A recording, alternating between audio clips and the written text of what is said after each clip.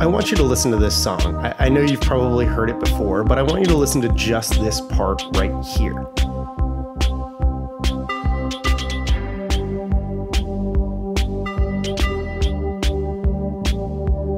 Did you catch that? Listen again. Right there. That is the greatest moment in musical history. Or at least that's how it was described to me.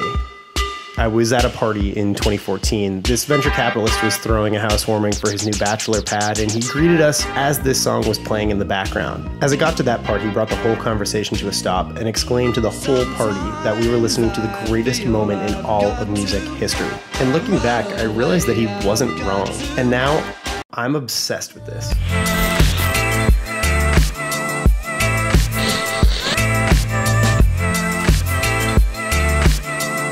By 1981, Soft Cell's Tainted Love had taken over the airwaves and enjoyed a 34-week run on the US charts in '82 and topped the British charts at #1. The song was absolutely everywhere, and it was unavoidable, but it was a cover.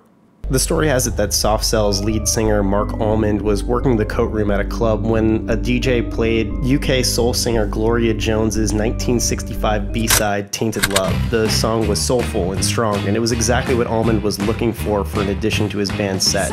He abandoned his post at the coat room and ran up to the DJ to ask what the track was. Almond and his instrumentalist David Ball recorded their version in 1981. They slowed the tempo and swapped out Jones's key of C to G, and obviously completely reimagined the production with grinding synthesizers and 808 drums to match the band's synth-pop sound. All this was on top of a signature pulsing sample that carried through the entire runtime of the song that it would come to be instantly recognized by. But then at the last minute, the duo decided to change the track and added on a transition into another cover, this time of the Supremes' 1964 classic single, Where Did Our Love Go? The transition itself is long, with sweeping synths and dripping in mystery. Then the last G chord holds on until the first G of Where Did Our Love Go, and the new bass line then locks in, much more upbeat and bouncing than the last, all while the pounding, high-pitched sample rings through, reminding you that it's still the same song. The whole thing is subtle, easy to miss, or to be distracted by the thunderstorm of drums that comes directly after it, but it's this moment, this sound, that went on to influence an entire generation of musicians.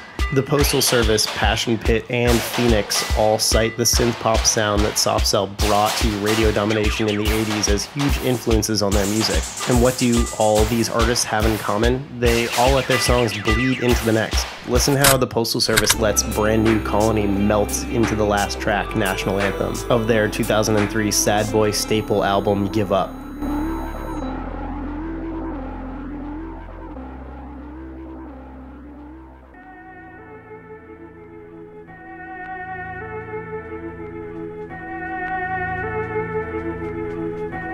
In 1998, Neutral Milk Hotel built their genre-shaping In the Airplane Over the Sea on blending one song into the next. And My Chemical Romance, many genre jumps away from Soft Cell, practically built their career on making albums that sounded like one continuous song.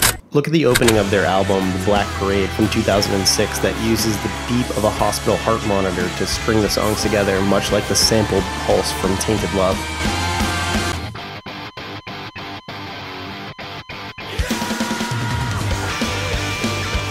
And obviously, Soft Cell didn't invent the idea of blending tracks together. The Beatles did it on Abbey Road and on Sgt. Pepper's. Bowie did it on Diamond Dogs. And with all music, it was built on the things that came before it. The song itself wouldn't have even existed if it weren't for the incredible songwriting and talent of the black women that came before it. But just the absolute viral sensation that was Tainted Love, the fact that you couldn't avoid it for almost a full decade, reshaped not just the genre, but the sound of music going forward.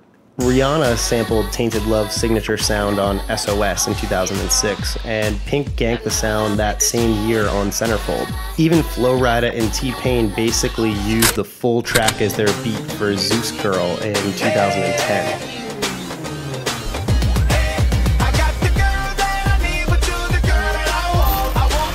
Yeah, 2010 was a weird time.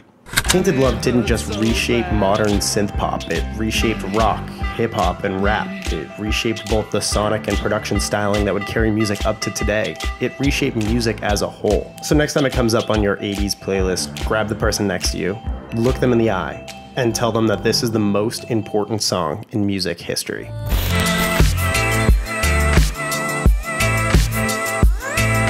What's up, guys? Thank you so much for watching. It's obviously really late right now. I stayed up to finish this. I was so excited to get this done. I had a ton of fun editing this one and a ton of fun researching it as well. If you have an 80s song that you can't get out of your head right now, leave it in the comments. I'd love to hear what you guys are listening to at this point, and I will see you guys on Tuesday.